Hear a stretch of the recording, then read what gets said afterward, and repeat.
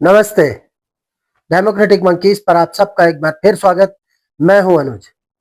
दोस्तों, severe health conditions की वजह से लगातार पिछले काफी दिनों से मैं आप लोगों के लिए रेगुलर वीडियो अपलोड नहीं कर पाया। उसके लिए आप सबसे माफी चाहता हूं।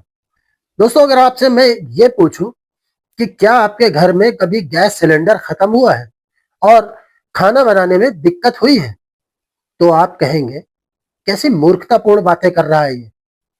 अरे हाँ भाई, ये तो सबके साथ होता है, ये तो हर घर की प्रॉब्लम है। लेकिन क्या आपने कभी इस समस्या को इतनी गहराई से समझा है कि गैस और लकड़ियों की जगह खाना बनाने के लिए बोरियां भर भर के नोटों का इंतजाम किया है? नहीं ना। क्यों? क्योंकि हम लोग आम लोग हैं। लेकिन आज मैं जिन महापुरुष की बात करने जा रहा हूं, वो कोई आम आदमी नहीं, साक्षात ब्रह्मा जी का अवतार है। मतलब एकदम अंतर्यामी टाइप। हाँ जी, मैं आज बात कर रहा हूं इलाहाबाद हाई कोर्ट के पूर्व जस्टिस यशवंत वर्मा जी की। मार्च 2025 में जब वर्मा जी दिल्ली हाई कोर्ट में जज थे और जब साहब दिल्ली वाले सरकारी आवास में थे, तो उनके आउट हाउस में आग लग गई। फायर ब्रिगेड पहुंची, आग बुझाई, तो अंदर क्या मिला? बोरियों में ठूस ठूस कर भरी गई जली हुई भारतीय करेंसी, 5-500 के करारे नोट। अब आप और हम जैसे तुच्छ प्राणी, जिनकी अकल और बुद्धि घुटनों में है, वो इसको बेईमानी, रिश्वत और भ्रष्टाचार का पैसा मान रहे हैं। अरे मूर्खों, पता भी है जज साहब कितने दयालु हैं और कितने अंतर्यामी हैं। उन्हें भविष्य दिख गया था कि अमेरिका और ईरान में युद्ध होने वाला है 2026 में, और उसमें हॉर्मुज स्ट्रेट बंद हो जाएगा, जिसकी वजह से गैस की किल्लत हो जाएगी और फिर उनके स्टाफ को कहीं भूखा न सोना पड़े। इस समस्या का समाधान करने के लिए उन्होंने पहले से ही ईंधन का एक अल्टरनेटिव इंतजाम कर दिया। इसी को कहते हैं असली दूरदृष्टि। और रुकिए, आपको क्या लगा वो असली नोट थे? अरे बिल्कुल नहीं, वो तो हक्कानी बंधुओं के द्वारा भेजी गई नकली भारतीय करेंसी थी, जो पाकिस्तान से भारत की इकोनॉमी को बर्बाद करने के लिए भेजी गई थी। लेकिन हमारे जज साहब ने अपनी अद्भुत बहादुरी और जेम्स बॉन्ड वाली स्किल दिखाते हुए उस करेंसी को खुद पकड़ लिया। फिर उन्होंने सोचा कि अगर इस करेंसी को पुलिस या ईडी को सौंपा गया और कहीं इस पैसे का गलत इस्तेमाल हो गया, तो पब्लिक को बहुत प्रॉब्लम होगी। देखिए कितने महान है हमारे जज साहब, पब्लिक की कितनी फिक्र है उनको। और दूसरी चीज उन्होंने ये सोची कि कहीं ऐसा करने से धुरंधर मूवी की स्टोरी लाइन ना लीक हो जाए। अगर ऐसा हो गया तो बेचारे आदित्य धर का क्या होगा। इसलिए देश की इकोनॉमी को बचाने के लिए और आदित्य धर की फिल्म की कहानी को सेफ रखने के लिए उन्होंने उस करेंसी को अपने आउट हाउस में बोरियों में भर भर के पहुंचा दिया, ताकि उनके नौकर ईंधन की कमी होने पर उसको जलाकर यूज कर सके। वो तो बेचारे नौकरों से थोड़ी गलती हो गई और आग ज्यादा भड़क गई, फिर फायर ब्रिगेड बुलानी पड़ी और बात हम जैसे तुच्छ लोगों तक पहुंच गई और हमने बात का बतंगड़ बना दिया।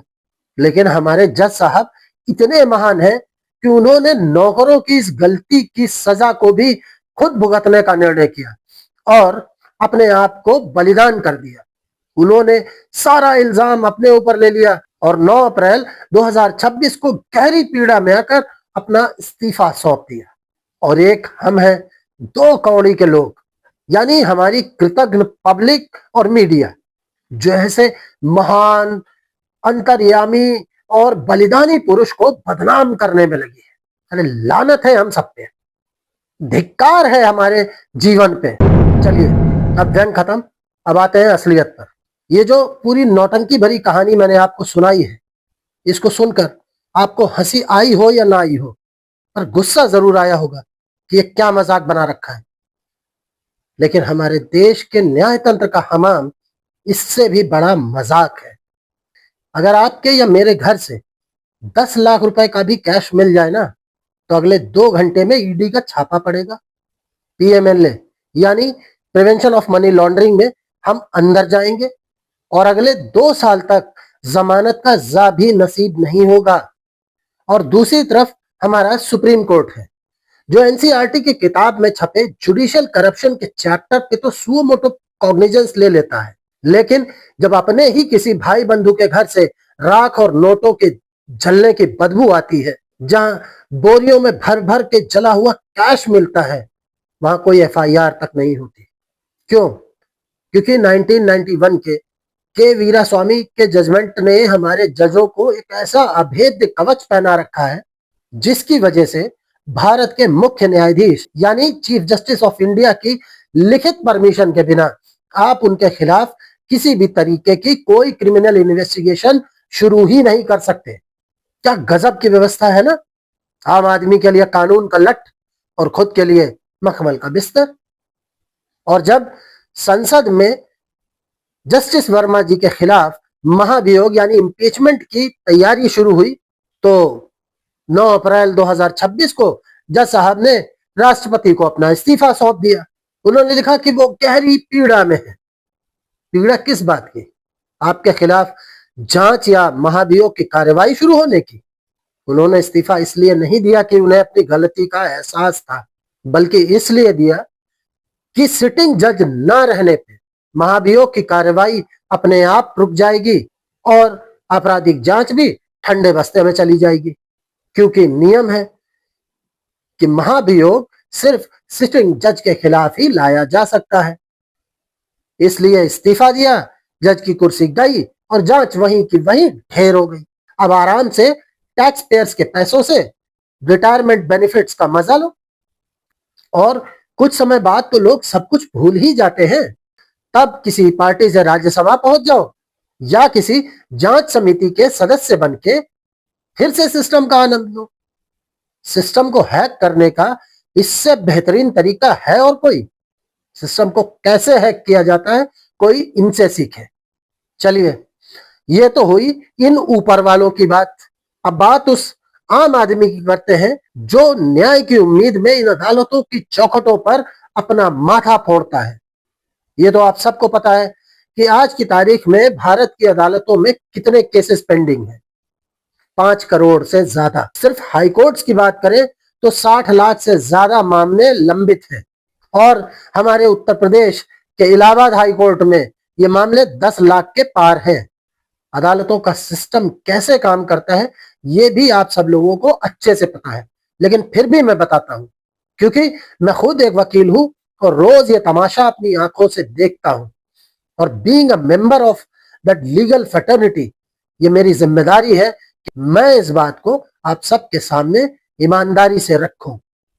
हाई कोर्ट में अगर आपकी फ्रेश फाइलिंग है तो शायद पहली बार में आपकी सुनवाई हो जाए, लेकिन अगर गलती से आपका केस रेगुलर केस लिस्ट में चला गया तो भैया फिर भगवान ही आपका मालिक है।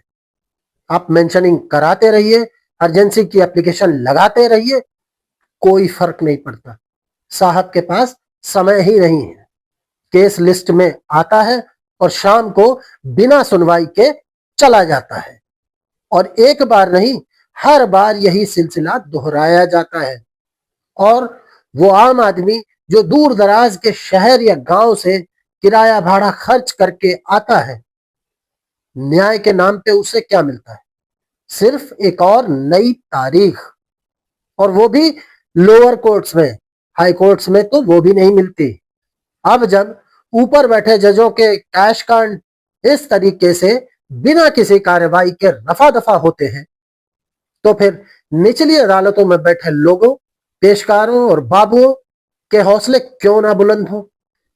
आज निचली अदालतों में बिना लिखा अलिखित रेट कार्ड चलता है।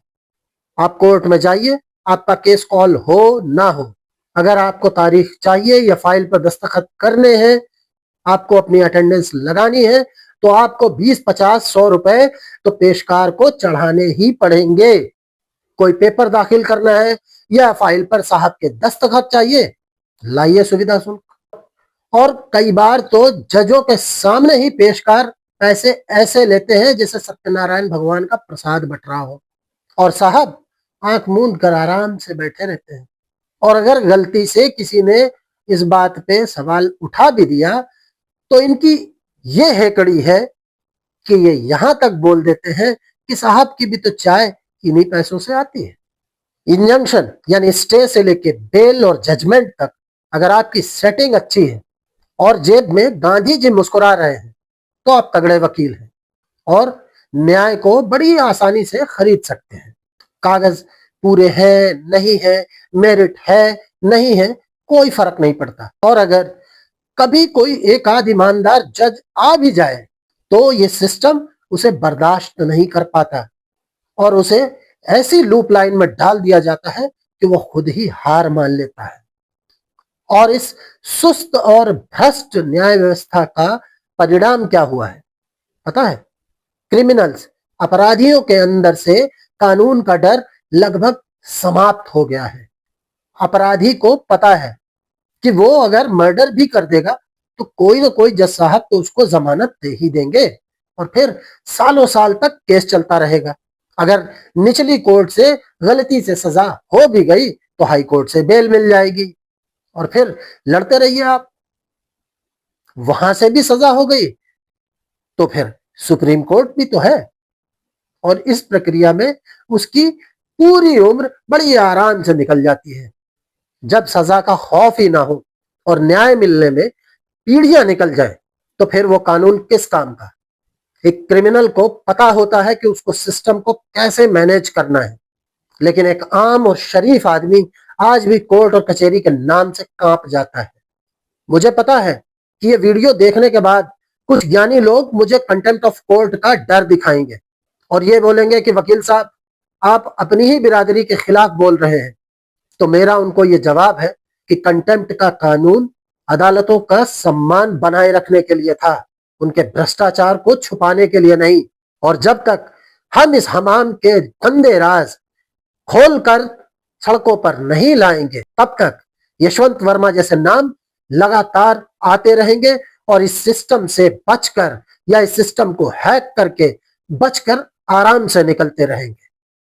अगर आप भी कभी इस तारीख पे तारीख और रिश्वत वाले खेल का शिकार हुए हैं तो अब चुप मत बैठिए, कमेंट बॉक्स में अपनी कहानी जरूर बताइएगा और इस वीडियो को इतना शेयर करिएगा कि ये बातें बंद कमरों से बाहर निकलकर आम बहस का मुद्दा बन जाए।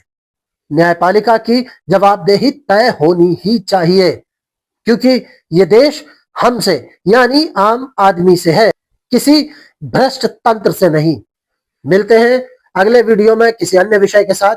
तब तक सवाल पूछते रहिए और देखते रहिए डेमोक्रेटिक मंकीज। वीडियो अच्छा लगा हो तो कृपया लाइक करिए, चैनल को सब्सक्राइब करिए और अपने दोस्तों परिवार के साथ शेयर भी करिए। नमस्ते, वंदे मातरम, सत्यमेव जयते।